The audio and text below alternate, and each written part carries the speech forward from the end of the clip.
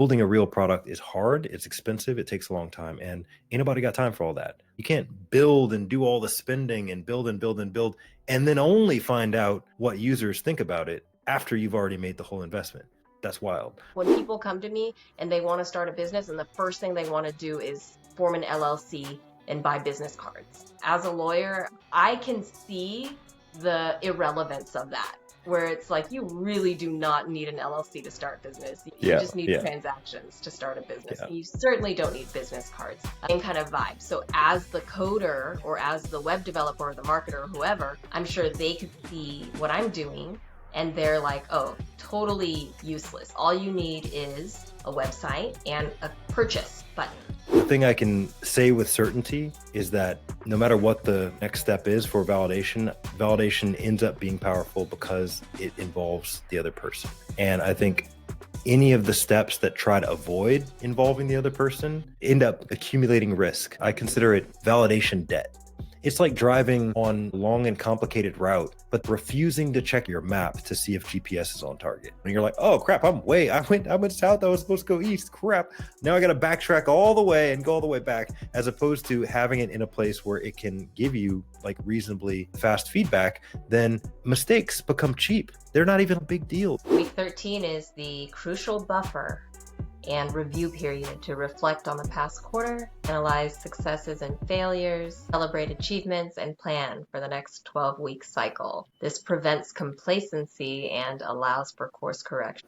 Let's talk all things week 13. I don't know about you, but I had a lot of interesting learnings during the past 12, 13 weeks. Let's start with the basics. The goal that I set was to make a specific dollar amount of sales with a digital product that I had not yet created, but that had just been percolating in my mind for a couple of years. In terms of achievement of that goal, I'm going to call it 50% because I made the product, but I did not sell any of the product. Coming to the end of the quarter, I'm really proud of the product. I'm glad that it's finally done. It's been in this potential and building phase for so long that it was great to see finished landing page, finished product, and then purchased Facebook ads to drive traffic to the landing page and try to start making sales. So everything needed to make sales is done. Like there's actually a click to pay link, which is something I've never had before. I've never had a digital product. So it feels very good to have that part done. My biggest supporters wanted to pay for the product. And so I do have some transactions that occurred. So now looking forward to the next quarter, I'm definitely in sales mode. That's 50%, and 0% in sales and 100% in getting the actual product off the ground. Yeah, I'd say 50% at the very least. I mean, the hard part, right? That sounds like a huge achievement, especially if it was stuck for a while, and if it seems like it took a very long time and it wasn't really feeling satisfying the way that it was moving forward, to suddenly get this unlock and move it forward to where you did. Thanks. I appreciate that. And I definitely credit you in this process for moving me towards that goal, because it seriously, I really do respond well to external accountability. So seeing it on my calendar, knowing that I have these tactics that I need to achieve each week and every day and daily goals and everything that I'm looking forward to this completed vision, it was different than how I was pursuing the project prior to us starting the 12-week year. And also the mindset behind how I was looking at the products was different after a couple of our conversations. When I was first looking at this, I thought, okay, I have this idea, and then let me just develop it for 100 years, and never push play, right? But then you and I had that conversation where you were like, start driving traffic. You can test this, you can test the market, just have something out there, post the Facebook ads. Are people clicking buy or are they not? If they're entering their credit card information or trying to, then this is a product that is worth continuing to develop. But just put that minimum viable product out there that was from that book that you recommended. That mindset shift really helped me. Mm. So I click on the video and she says, I'm perplexed at these creators who launch a product and it takes them months or even years to get this product off the ground when I create digital products in a matter of hours. And this is how she opens the video. And I was like, oh my gosh, she's talking about me. The shift in mindset from something that it seems like it felt like it was in it not achievable or only these other people are capable of doing this, to you seeing examples of like other people doing maybe, much larger things. And you're like, okay, if they can do much larger things and there's probably not anything too special about them, not to toot my own horn, but like they don't have anything special that I don't, right? That means I can do something reasonable with confidence. It's almost like an interesting prompt to ourselves to ask, how are other people doing this easily? Because there are some people that are doing it easily. So if we think that it's the hardest thing on the planet Earth, then we might say like, oh, wait, so the people who are doing it easily, like, how are they? And so it kind of gets us to examine different parts of it. Yeah. So thank you. I appreciate you for that. And also for access to UX Pilot, because that really was like a mindset shift too. Okay. It was pretty wonderful seeing that thing just chugging along and then just really figuring some things out. So I'm sure that you went in there also and had a lot of follow-ups and a lot of feedback to help drive it towards a good outcome. And I was so surprised when I saw your homepage. It came up in my history. So I was like, I've been here before, but what is this thing? It looks amazing. So Thanks. yeah, really great job. Yeah. Thank you. Going into developing a product and selling it, it kind of feels like, okay, I'm the first person to ever do this. This is brand new territory. I've never done it. And so this is brand new and it has to be hard, right? But then I remember at the very beginning of our process, you and I were talking about, well, what if we started 100 businesses? Or what if the goal was make $100,000 this year off of the product? And it's not just like a dream. It's been done before and it's done by experts before. So why not just tap into what they've done and leverage that into, let's launch 100 products, let's make $1 billion, right?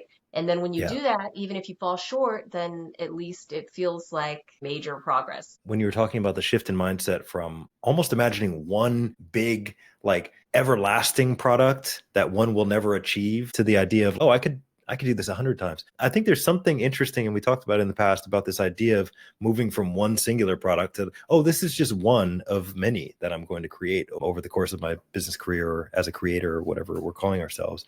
Yeah. And that move from one to plural to more than one is just like, oh, okay, well then this isn't going to be an everlasting thing that I'm working on for the rest of my life. So what's it going to take for this one? And it also means that it has limits. I'm not trying to achieve everything through one deliverable. It's just, so let's make it more reasonable. Yes, other people have done this. They've done it easily. They've done it multiple times. And all you need to do is tap into these systems. It was just a wonderful mindset shift for me. There were two tools that really were clutch. And one, UX Pilot, it was awesome because you basically speak your idea into existence. You just tell the code developer, this is what I want the website to look like, this color, this scheme, this vibe. And it'll give you all kind of like weird AI stuff, but those are just placeholders, and you can replace them. Like behind the hero section, I wanted video, and that was not something I was able to navigate on UX Pilot. It was just an idea that I had. And so then by the time the guy I hired to activate the website came into play, he could easily just swap that out because he knows what he's doing in that department. So seeing that, like, man, I could make 10 websites this week using this tool, that was a game changer mindset wise, because it's not like, oh, I need to suffer and start a website. It's kind of like when people come to me and they want to start a business and the first thing they want to do is form an LLC and buy business cards. And I'm like, as a lawyer, I can see the irrelevance of that, where it's like, you really do not need an LLC to start business. You just need transactions to start a business. You certainly don't need business cards. But it's the same kind of vibe. So as the coder or as the web developer or the marketer or whoever, I'm sure they could see what I'm doing and they're like, oh, totally useless. All you need is a website and a click purchase button. And so that's the second tool that I wanted to mention, is this marketing tool. You know how it is, law of attraction, right? Like the more you are researching on YouTube how to sell a digital product, all of these videos are going to pop up on your feed. And there's a woman who popped up. Her name is Maria Wendt. She's known for helping people sell digital products on a smaller scale. So she's not like, I'm not trying to make billionaires. I'm trying to help whatever housewife in Ohio make $1,000 a month or something like that. And I'm like, that's very cool because then it sounds very achievable. How is she doing this at scale? And so because her sales numbers are in the hundreds of millions, she's like that for me, selling a product that's $100, and even selling one of those a week is like very achievable sounding. So those two tools together where it made things that were unachievable for me before seem very easily done. I love the mindset around validation, like just kind of validating what you mentioned about the landing page and if they click and things like that. That's amazing. So after I finished the entire goal and product, I started following this Maria Wendt character on YouTube, and she has a video that talks about launching a digital product within hours. Mm. So I click on the video and she says, I'm perplexed at these creators who launch a product and it takes them months or even years to get this product off the ground when I create digital products in a matter of hours. And this is how she opens the video. And I was like, oh my gosh, she's talking about me. I was the opening chapter of the MVP book, Lean Startup. I'm literally the character in that book where they're like, develop, develop, perfect, perfect. A year passes. When I opened that video and I saw, I'm like, okay, I need to see how are people creating a digital product in 2 hours when it took me 2 years to get this one to where I thought I could show it to people I know. And so with that, that really sets me in a good place for Q1 of 26 because now I'm like, all right, now I have ideas and I know how easy it is to make a landing page. I know how easy it is to set up a Stripe. And it wasn't that it was easy, okay? It wasn't that it was super easy. It's that I've done it now. And so in hindsight, I can say, all right, this is doable. Yeah. And it's It's doable not in hard. It literally, might not be easy, but it's not hard yeah, and it's not impossible. And so, exactly. yeah, yeah, I So like tell that. me about your Q4. Okay, well, I'm glad that there are two of us, and I'm glad that yours was a success story because, just for the sake of the content here, like I can't possibly follow that up with my own success story. So I need to give a cautionary tale to tell your kids as they're going to bed at night as like a scary story or something of what happens if you don't follow the principles. So let me list the many ways in which things have gone off the rail. So Q4 started off very, very strong, and I'm happy for that. I had a strong goal. It was to launch a personal development app, like a 12-week year companion app, and get 1,000 downloads. And so that seemed reasonable. I built software before and shipped software before. I've got the benefit of all these AI tools that speed everything up. It would seem like a simple product concept, and 1,000 downloads. There's a lot of people in the world. I can do this. What I found along the way were some of the kind of traps that were warned, that we were warned about in the 12-week year material. Mm. And so I'll start out with the 12-week year stuff. It seemed like a decent goal. In hindsight, I kind of came into it a little bit too certain about what the solution was going to be. I was like, oh, I just dreamed up an app. I want to build this specific app. I did some research, but then after I did all this research, I kind of set the research aside and didn't use the research to inform what I was building. The second mistake was in kind of jumping into building. And the fact that I have built software in the past and shipped software in the past seems like it's going to be a superpower or a strength, but everything starts looking like a nail. And I find it very easy to jump into building production level software or real software, which is a slow and laborious process, instead of doing things like validating it. And so there was no validation for the demand. There was no kind of like staying in the design stage and showing other people and involving other people and like getting some feedback or any of this stuff. I was just like, oh, I know how to build this. Let me just start building week over week over week over week. The third major mistake was in taking on additional projects, like major goals in the middle of a quarter. So maybe 3 weeks into the quarter, I'm humming along really well. Development is starting, even if I'm kind of misguided in my efforts. At least I was being very productive in them. And then I decided to take on an extra project that a friend who owns a business pitched to me. And I said, that's great. I'm feeling super productive. Bring it on. And at the time, I was like, I wonder if this will endanger my 12-week year goal. Nah, I've got plenty of capacity for it. I'm killing it. It's going to be okay. It was not okay. I went from being extremely productive to both of them being off track and pretty much stalling. And what I learned from this were a few things. One is that the way that the goal is kind of framed and the way that it's worded ended up being way more important than I thought. My wording for the goal was build a 12-week year companion app and get 1,000 downloads. It's nice because it's clear. I could very clearly like determine if I did that or not. It wasn't about kind of like helping people solve problems. It was just kind of mindless, like build product and then afterwards let me drive the downloads. And so I only noticed that in hindsight, but I am going to be using that to inform my future goals to kind of like make sure that they're not prematurely committing me to something. What else? If I've chosen my goals and I've created space for one or more goals in the quarter, there is not room to suddenly shove an extra one in there. The fastest way to failure is to water down one's own commitment. When you say it, I can hear the rational response to that, which is you didn't come up with that product for no reason. You spent a tremendous amount of energy on the visioning process, right? Like you had a reason for what you wanted to do. And if I recall, it was, I want to help people. And you specifically chose to analyze and apply these self-help books that have meant so much to me. And then it just happened to be the first one was this book, and that's what got us down this path. And it could be any book, right? But you chose this one. And so I'm just curious, when or how did the visioning process come up for you again throughout the quarter? Did you revisit that regularly? I think that's a great call out because I did not. One of the gaps is in keeping up with that vision. After we make a plan, do we ever revisit the vision and so on?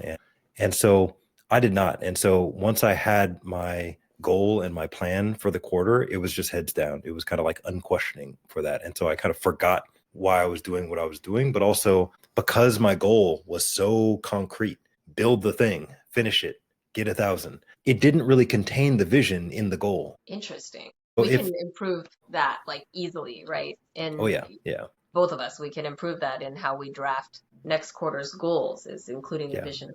Yeah. And given how much I was shilling the idea of the lean startup and validation to you, and I was like, oh yeah, no, this is totally a much better way. And then I proceed to not do any of that at all and just, or at least kind of only pay it kind of lip service and do some like lightweight research, but build no landing page, like jump into real software, do no validation, not show it to any people and stuff like that. I think that one of the highest level takeaways, not about the 12-week year process and about goals in general, but about product development, is around this idea of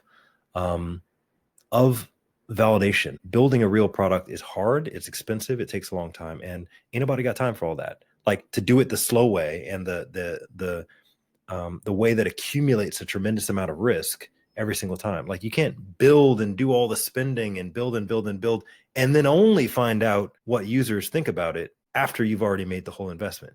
That's wild, or that's highly likely to fail if we can get that information sooner. And I've read that, I've repeated that, I've told other people that and advised that, but I had to feel it. I had to get hit by it where I was like, ooh, I already spent the money. I spent the money. It wasn't just my time. I spent the time and the money. And I get to say publicly, I was like, that thing I said I was going to do, I did not do. And so I kind of need to eat crow and feel how much it sucks to do it the wrong way. And then say, crap, I could have come to this conclusion in a couple days, man, and built a better product. And quickly kind of showed it to other people and iterated through 2 or 3 different versions. One of the other reasons I didn't mention already why the product ended up going off the rails was because after I had already invested a bunch in it, I've got a developer working, there's all these features, there's a mobile app, it's really cool. So I could see it on my own phone. And I was like, oh, this is the thing that I built, that I designed, that I told him to do exactly what I wanted to. I don't want to use this. This is the features that I described, and I don't even want to use it. And I'm the maker. Oh my God. Okay. The fact that it took real money and real time and like real software to figure out that this isn't actually going to help anyone in its current form, that's way too expensive and way too slow of a way to learn that lesson. And so that's kind of my takeaway, and ended up being the most valuable thing is like, okay, I don't want to forget this feeling and just remember and point to that whenever I want to skip the validation stage. So hopefully this breaks the pattern. That's what I've learned in Q4. Yeah, what would make it faster and cheaper? Anything that's more of a prototype, anything like the landing page experiment, for example, like figuring out how to get the feedback that you need from the users and from the general public without having to build out the whole thing. So it's prototypes, it's designs, it's maybe interviews and just talking to people. But the common element in all of this, and I think the fatal flaw, was that I was trying to do all this without involving the user. It's supposed to be collaboration with them. I'll build a concept, but I'm not married to it. I'll show it to them. They can give me some feedback, including some harsh ones, and I'll keep working with them until I show it to them and it's something that generally solves their needs. And then I'll go build that. So that's what I got. Okay, as you're talking, a couple thoughts come to mind. First, in terms of a quick way to get validation and a cheaper and simpler product, what comes to mind is right below this video, we can sell any number of products that we'd like to. And I remember on week 2, you were showing these cards that you came up with as a means of tracking what was happening with your goal, with your keystone action. Okay. Yeah, yeah. It was So if I think I that called is it the working, quest card or something. quest card, it's gamifying Yeah, it. That's what you said. yeah, Yes. You took the time to develop the product. So it's not digital yet, but it's a physical product. It already exists. So you could literally take a picture of it and post it below this video and sell it for 99 cents and see if anyone would find value in that because you found value in that. So yeah, there's yeah. one means of validation. And then if it worked, then you can turn that into the digital version of that. And maybe it's easier and wider spread. But for right now, if someone commented on the video and was like, mail me one of those cards for 99 cents, I'm sure you would be happy to print out a few extra and mail them, right? So there's validation that's Yeah. cheap and easy right there. That costs less than a developer doing special features. This is true. This is true. What do you think? I mean, I think that yeah, the thing I can say with certainty is that no matter what the next step is for validation, validation ends up being powerful because it involves the other person. And I think any of the steps that try to avoid involving the other person end up accumulating risk because I consider it validation debt. And so you're like, oh, I'll test that later, or oh no, I'm certain that this will work, or something like that. It's like driving on a long and complicated route, but then like refusing to check your phone screen or your map to see if GPS is on target. And then only like once an hour you check your phone and you're like, oh crap, I went south, I was supposed to go east. Crap. Now I got to backtrack all the way and go all the way back, as opposed to having it in a place where it can give you like reasonably fast feedback. Then mistakes become cheap. They're not even like a big deal. It's just like, oh, I took one step in the wrong direction. Let me correct it. Like dancing, you can immediately kind of get your balance back, hopefully. This is a theme I've heard you touch on before. You're labeling yourself as an introvert, and I actually don't know if that's complete. Are you really? Oh yeah. Oh yeah. Oh yeah. I mean, I love people. Doesn't mean I don't like people, but I bring it all in to process. And then So, occasionally I can make a public appearance and stuff like that. But then I retreat to the bat cave and like, do my thing to recharge. And so, yeah, definitely. okay. So then the talking with other people is not the recharging part.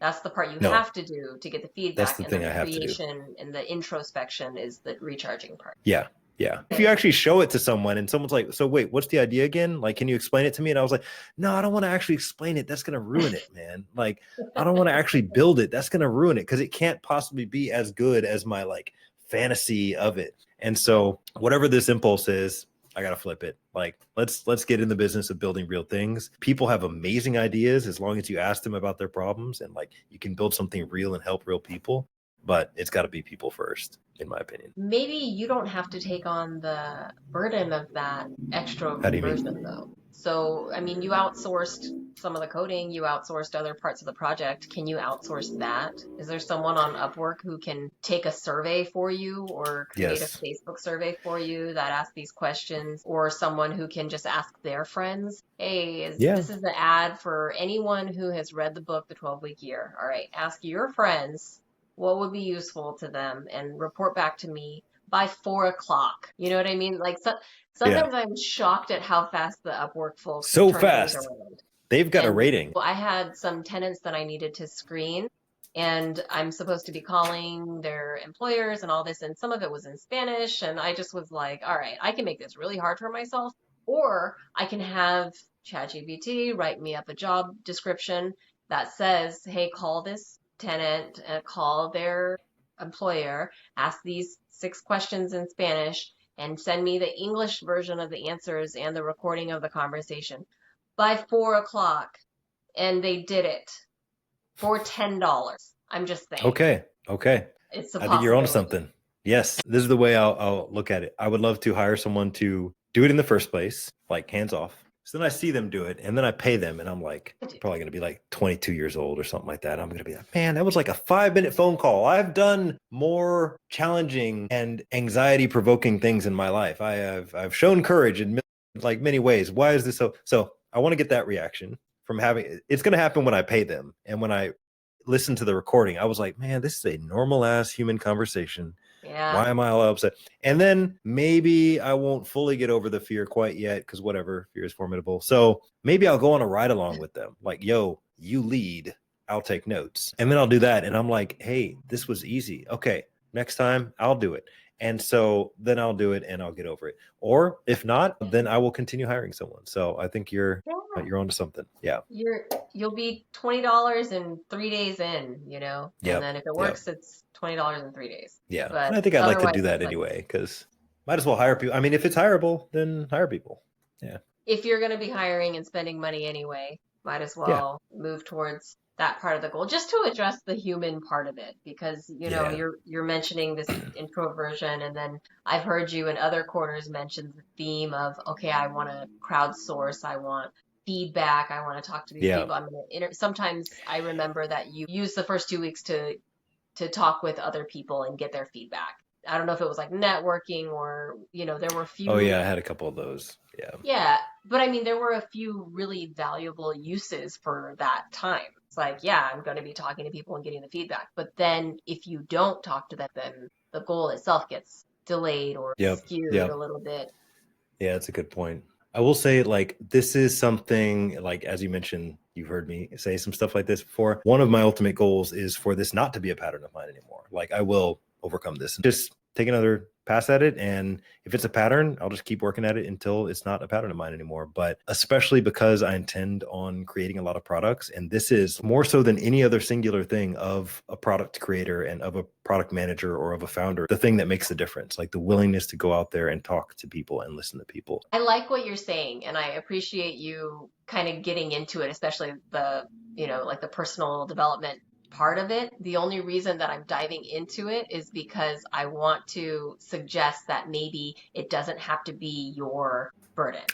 So Right, right. my point is, if this is something that doesn't mesh with your personality or doesn't mesh with Yeah, something you are really good at, yeah, because you have things you're really great at, and obviously one of those things was coding because you wanted to dive into that and like you were like, oh, I'm going to perfect this app part, the tech part of it. Of course, you're going yeah. to be great at that part of it, right? But because you maybe avoided the other part, that could just be, siphoned off to someone else. Also, someone who's read the 12-week year. You could just ask me, like, hey, This would is this have true. been, Yeah, is this a feature that would be useful to you? Because yeah, I'm struggling every week over here trying to fulfill the 12-week year goals and doing it publicly. And like, I definitely have feedback on an app. yeah.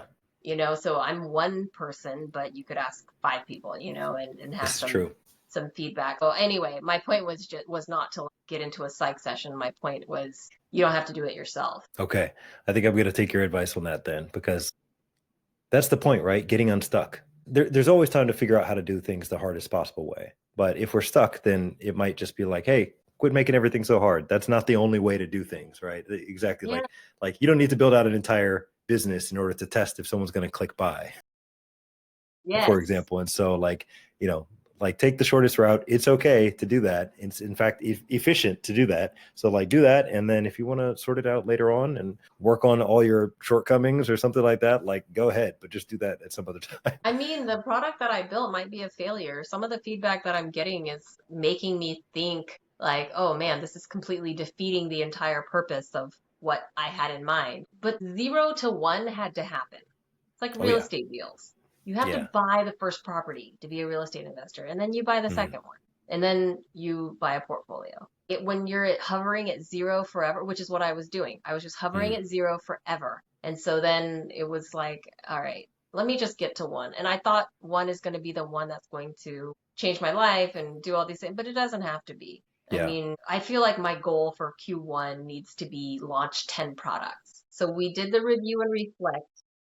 Let's talk about the celebrate. Acknowledge your progress and successes. What went well in Q4? What went well in Q4 was the actual visioning process and the kind of scaffold of the various assets needed to keep track and things like that. I went from not having participated in the 12-week year process for a few years at least to ramping back up and revisiting that vision, kind of sitting down and guiding for hours, and also bringing in some of these AI tools and like taking them for a light test drive. It wasn't very sophisticated, but at least trying to involve them and getting some help from there. And then also bringing in contractors, not assuming that I need to do every bit of work myself, but looking for different resources that I can bring to bear. I think that was all really successful for Q4. Good. How about you? Yeah, I mean, one similar one is definitely the contracting out people who can get things done very quickly and easily because it's in their wheelhouse. The fact that I could take the code from UX Pilot and hand it off to some guy in another country and he has the website done, that was very eye-opening. I would call that a win because it led to a bigger project. That was just the foot in the door. Upwork charges fees too, by the way, which I learned during this process. But the first project is a less than $100 project. But then it got his foot in the door because he did such a great job. So then when we went to develop the product itself, he's like, I could do that too. Oh, you wanted to have an AI custom component? I can do that too. So now we are 4 figures into this thing with the guy who got his foot in the door, and he's great, right? So that went well. And then another. So my phone died. Thanks for the time to reset. But we were Yep. talking about celebrations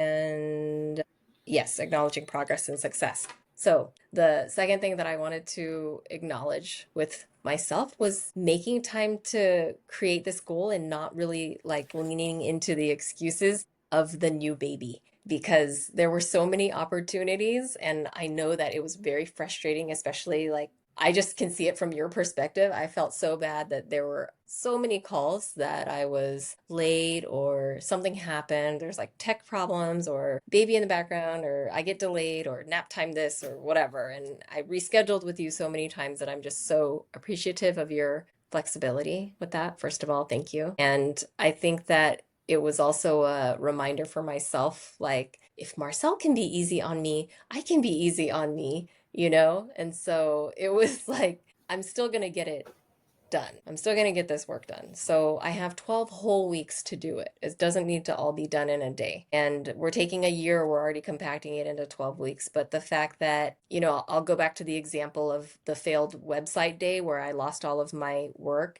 and had to start over. It was like, okay, but baby goes to bed at some point, right? So tomorrow, baby's going to go to bed again, and I'll have another hour of free time. I can get this done again. And it kind of was just like that. At some point, baby's going to take a nap, you know, and then all my excuses can disappear. And during that time, I know I have a gazillion things to do and clean up and wash and sanitize and, you know, set him up. But I still made time to inch forward on this project. And at the end of the quarter, it's still like there's still a living, breathing digital product that is on a live website with a live payment link. And I'm really proud of that. So, especially with sleep deprivation, you know, like just all the things. And you've proven you can do it. This is the most uncertain that you will ever be about this process, right? Because like it was going from 0 to 1 and stuff like that. And so everything after that is just like, oh yeah, I know I could do the same thing I Right. did last time. I could probably do it in half That's the time, right. a third, time me. And then anything that comes up, you're like, oh, this is tis but a scratch.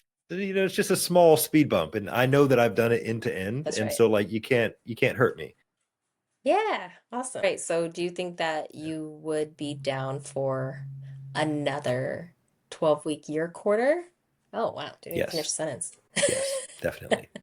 Yeah, because there's momentum now, and I gotta apply these learnings. I just had some like juicy learnings. They're still in theory mode, so I need to apply them right away to the next set of things and like check off, making sure that I am applying these learnings and living what I have claimed to learn. Yeah, I'm ready.